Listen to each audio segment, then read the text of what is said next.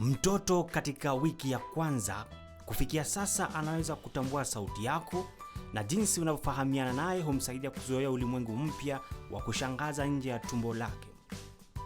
Hawezi kuelewa maneno yako, lakini zungumza naye mara nyingi ili uonyeshe ishara ya upendo na faraja. Katika wiki ya pili ya maisha ya mtoto wako, anaweza kuangazia vitu vya urefu wa inchi 8 hadi 14 vyenye umbali kati ya macho yake nawe. Wakati wa malezi, unapomlisha mtoto wako, songeza kichwa chako polepole kutoka upande mmoja hadi upande mwingine na kuona jinsi macho yake yanavyokufuata. Hii inasaidia kujenga misuli ya jicho lake na ujuzi wa kufuatilia mambo. Na katika wiki ya 3, ingawa miondoko yake bado ni za nasibu na kufurahisha, mtoto wako anaweza kuanza kuzunguka kwa wiki 3. Katika wiki ya 4, je, umegundua mtoto wako akitumia sauti yake kwa njia nyingine zaidi ya kulia? Mtoto wako anaweza toa sauti ya ku au kufanya katika wiki hii, haswa anapoona mama au baba. Katika wiki ya 5, harakati za mtoto wako zinakuwa laini na zenye kusudi zaidi, na miondoko hizo zisizo za kawaida zinaanza kutoweka. Tenga wakati kila siku kwa ajili ya kutumia mwili wake wakati wowote. Na katika wiki ya 6, katika umri huu, mtoto wako atatoa tabasamu la kupendeza ambayo ni tabasamu la kweli la kwanza.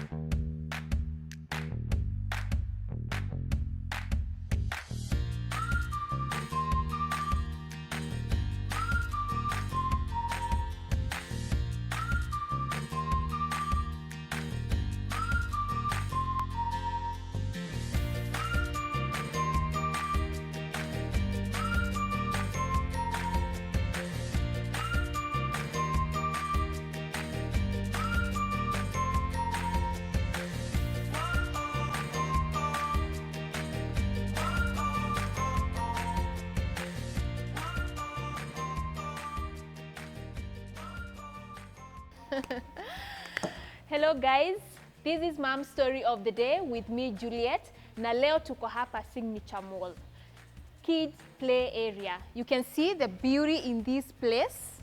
You can all see. And the thing is, you can bring your children here whenever you have time so that they can come, have fun and enjoy. So we are doing our shoot here today, and I'm joined by the Watts. I'll say it's the youngest family on YouTube, and we are glad to have you on Malezi Bora with the cutest baby on set.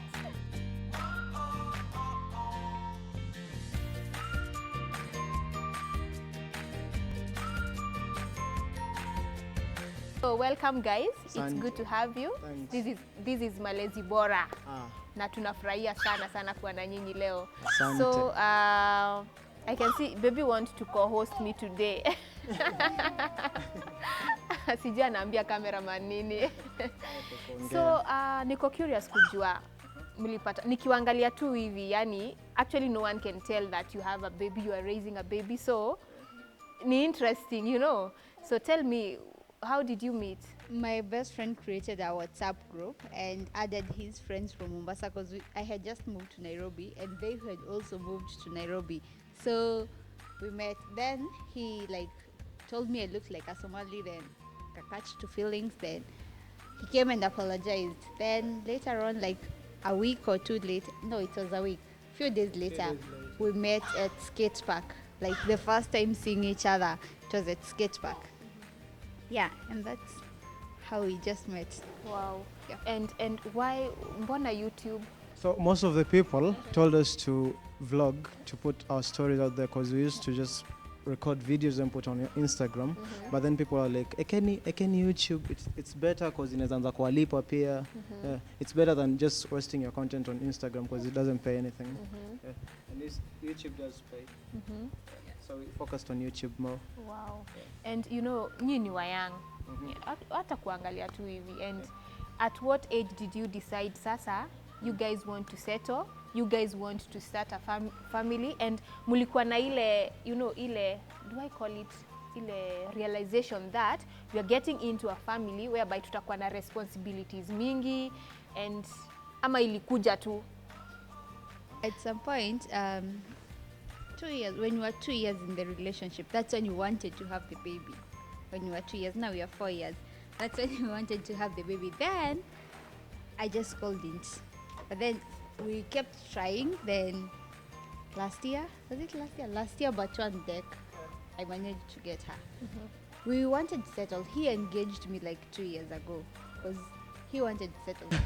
So I wanted to settle because I thought that maybe I needed to relax on the girls, because I used to be up and down with girls. Yeah, so I thought it was high time I settle. Yeah.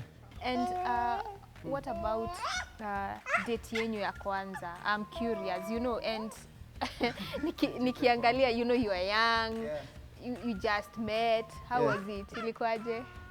Ilikuwa poa. So we met, tulimit nini? Nyayo Stadium. Ilikuwa siku ya kuskate. Then tuka skate.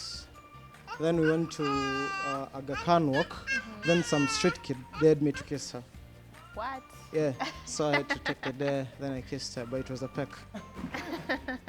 Yeah, and she felt nice about it. Yeah, it was fun.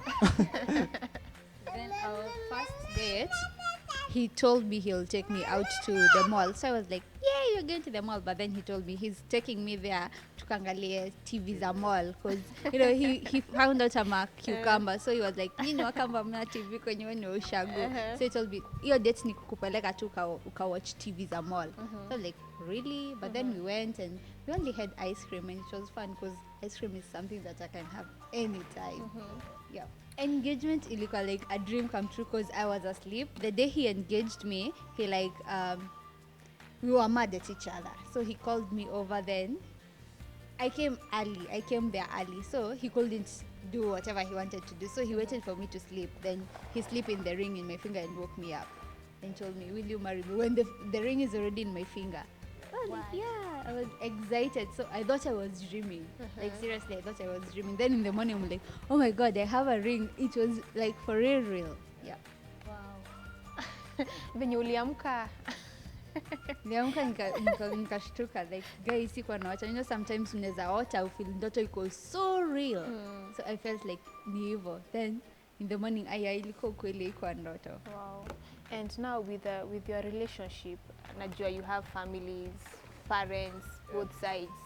Wali take hii story yote aje? You know, you guys are young, so una imagine ukienda kuambia madhako ati mom mimi nataka kusettle down, ama unaambia your mom I want to marry. You see, wazazi walichukuliaje? Tuanze na wewe. So at first ilikuwa kama kudate tu. Then after that nika propose, but as in yeah, tulikuwa tumemeet before and she had already met my parents. Oh, have this one. Take this. So we had met before and she knew my mother.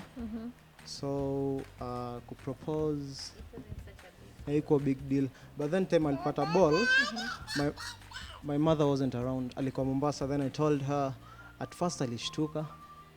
Then akakuwa like, what? Uko serious? And then she was like, aujamuoa, because she never wanted a kid to be raised as a bastard. You know the way you have not married and the kid, yeah. So she never wanted that. So we had to go to the deal. Grandparents.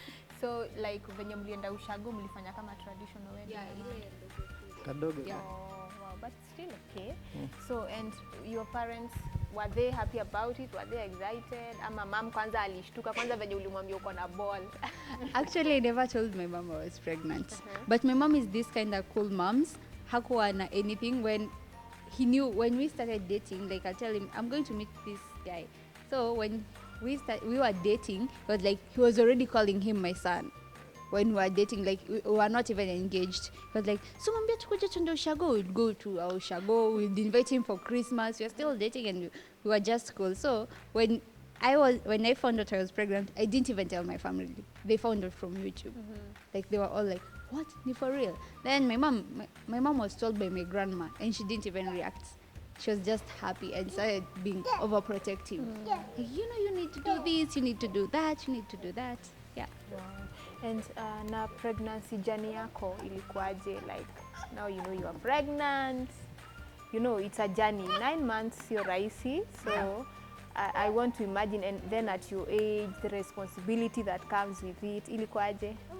Ilikuwa sawa. The thing was, ilikuwa fun, very fun, because I had to go. I always wanted to go out. Like my pregnancy ilikuwa too on the move always, and whatever I was craving, I would go for it. But I had to quit sewing.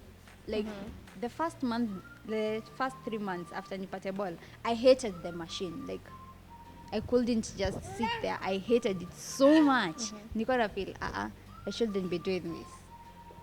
Wow, wow. And what about your, after now venye umefikisha 9 months, umeenda pale hosi, umepata mtoto, you know the labor pains and all that. And by the way, how was it? Actually, I always say like I had like a painless labor. Kuna people I hear saying a painless labor. I didn't have pain at all. I didn't even know my labor had started. Nilikuwa nimeenda check up ya mwisho, then the doc is telling me, you're in labor. You're supposed to be admitted today. I was like, I'm not feeling anything. She told me to go home, walk. Then the next day I was supposed to come and get admitted. The next day I still came. I was still zero pain. I was very fine. I was told to niendelee kufanya squats and work out in there. But then I had to be induced. I guess twice. Was it twice or thrice? The pain picked up like usiku before I gave birth, because I gave birth at 2 usiku. So like from around 10, that's when nilianza saa kusikia uchungu, but I managed to sleep because ndo mtoi akam nilikuwa asleep. Then I felt like a sharp pain, nikaita doki. Wow. I was like, I think sasa nakuja. Nikaruka kutoka kwa kitanda. Yeah. And tuseme after umepata mtoi, you know it comes with many responsibilities where you also as a dad you have to be fully involved. And what are these things that zenye mumepitia as you're raising baby, zenye at least you've had to come together, like work hand in hand so that to see baby mnamraise vizuri? Most of my work is online, so I guess yangu ikuwa, as in yangu ni most of the time niko nao, and tunasaidiana tu. When you guys decided to get married,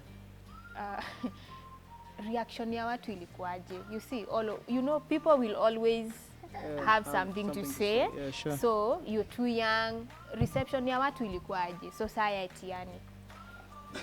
First there were funny comments. Kuna wengine hata walikuwa wanasema mimi nilizaa na 17 niko sijui Kibera, as in I was saying it was something big to other people, but some were like nyinyi wadogo sana to do something like this, but we're just fine with it. Wow. People were like, mtaachana tu, at first. People used to say that a lot of times. Then after we got baby, and like right now they stopped. These days there's nobody saying mtaachana. Some are just saying, hey, you guys are just too young to do that. Yeah. Like when we said when we are now planning a church wedding, people are like, you guys don't know what you're getting into. Don't get married at this age. Don't do that. It's too early for you guys. You're too young for that. But as long as age is like just a number, as long as us we are cool with it, it's okay to us. Wow. And na finances, like, are you guys working? Yeah. How you know, kwanza raising a baby girl, Sad. you can bear me with me, I have to. It's expensive. See on Yeah, it's expensive. So, It's expensive. muna manage aje what do you do for a living? So I am a graphics designer and animator. I did my HND in animation, so I always work online. Most of my clients are online. I'm a freelancer in graphics and design, and we also work with YouTube, and we also she also sews clothes. Yeah, Wow. yeah. Wow. And Ngeniletea moja. atakuleta hii amevaa turban. Wow. Yeah, This one. yeah, the turban. Wow, it's cute. Thanks. Wow. For baby girls. Yeah, and I also trade bitcoins. So most of my work is just online. Yeah. Wow, wow. Interesting. And Maybe I say I'm a full-time mom because sewing me once in a while. I don't sew that much because she's always all over the place. So sewing me once in a while. But I'm coming back like next month. I'm planning to come back fully because Sai she can play alone. Like in the house, I'm leaving her alone, and so I can make an outfit before she starts throwing tantrums. and unajua kitu moja mi husema full time mom is the highest paid job because seeing kuona mtoi wako kila saa happy, being there for them, I think that's the greatest joy yenye kila mzazi anakuwa nayo. Hizi zingine ni sawa, yes, but most times unapatanga stay home moms wanasahaulika, like true. unaona ni kama they're not doing anything. Unapata for example kama we ukiingia kwa hao unakuja unapata kuna kitu haijafanywa and then you go like umeshinda ukifanya nini. You see, so I think it's interesting and it's a good thing seeing her do that, and it's a blessing too. So and It is. and I know there is a fulfillment that comes with that. Yes. So when it comes to the society, how are there misconceptions that people have had towards you guys? The most one is mtaachana, and we're too young for this. So I guess we just Also saying that we are burdening our parents. most of the people say we are burdening our parents, but I've never asked for my parents, or she has never asked for anyone for any help in finance or anything. Maybe the way they just come and take care of the baby only. Wow. As for me, when I was in Form 2, that's when my mom got my small sister, and like that time was when I was told this is going to be like your baby. So when I was leaving high school, I was sure I have a responsibility, my sister, and also my grandma had told me, when you're 18 years, you're not your mom's or dad's responsibility. So when I was in campus, I was struggling up and down. Nashona, nenda shule, ninafanya promotions. I was doing promotions in supermarkets. The whole weekend, nimesimama kwa super. Like, I know, mi nilishaambiwa when I'm 18 years old, I'm not, my parents are my responsibility now. It's up to me to look after them. So it's up to me to feed my mom and my small sister and pay and make sure her school fees is all paid. So when people try and say, oh, mna burden your parents, I'm like, what? Or people say, oh, nyinyi rich kids. I'm like, even if you were rich kids, I wouldn't take advantage of that because I know I'm not my parents' responsibility anymore. Wow. And what has been the most exciting thing in this journey of, yani hii journey ya parenthood? Ile kitu yenye unakaa unasema yenyewe hapa, this is the best. Seeing our baby happy. Almost everything. Almost everything. Almost everything. Every step of her growing, when she started sitting, when she started crawling, when she started walking. Like right now, she's getting 1 year old. I can't even, like, I'm like, wow, it feels just like yesterday. We have really made it. We have made it this far.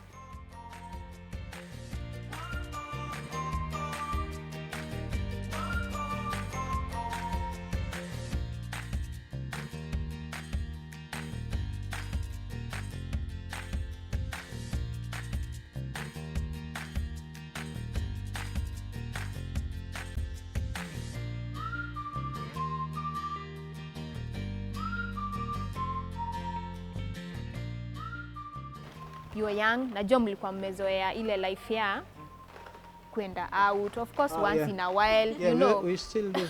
You still do. Yeah, but at now times. kuna ile, when it comes to the baby, I'm sure it's not the same as before. Yeah. So how was that transition?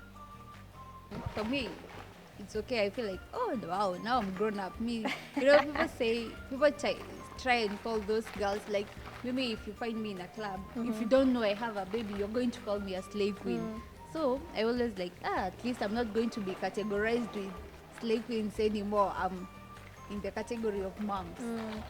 To me, it was so cool. Wow.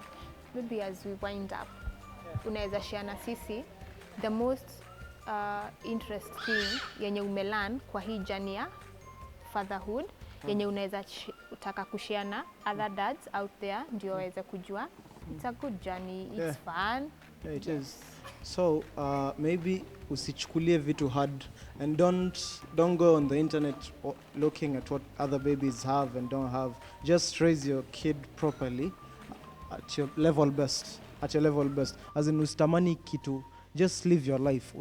Usi as in to struggle to satisfy kitu mwenye unaweza. Si tu bust your ass unafanya as in most yenye uwezi. I don't know, mimi sijui nita explain aje.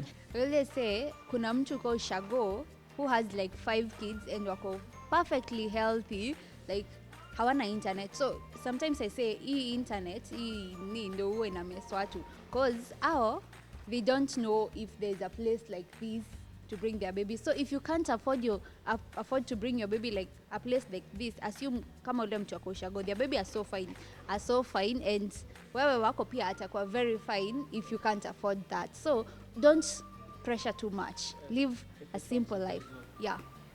Wow, thank you so much guys for coming to Malezi Bora. Tumefurahia sana, and I know you've been an encouragement to many parents out there wenye labda wako kwa hiyo hali yenyu yenye mko at a young age, labda mtu amepata ball, mtu anataka kusettle but anaona ni kama age inamlimit, but I'm sure many people out there have been encouraged. So thank you so much guys. Thank you guys for watching. That has been Malezi Bora. We appreciate na tunashukuru sana kwa time yenyu. Our social handles KTN Malezi Bora. My personal handles Julian Megan. Thank you so much. Until next time. Bye bye.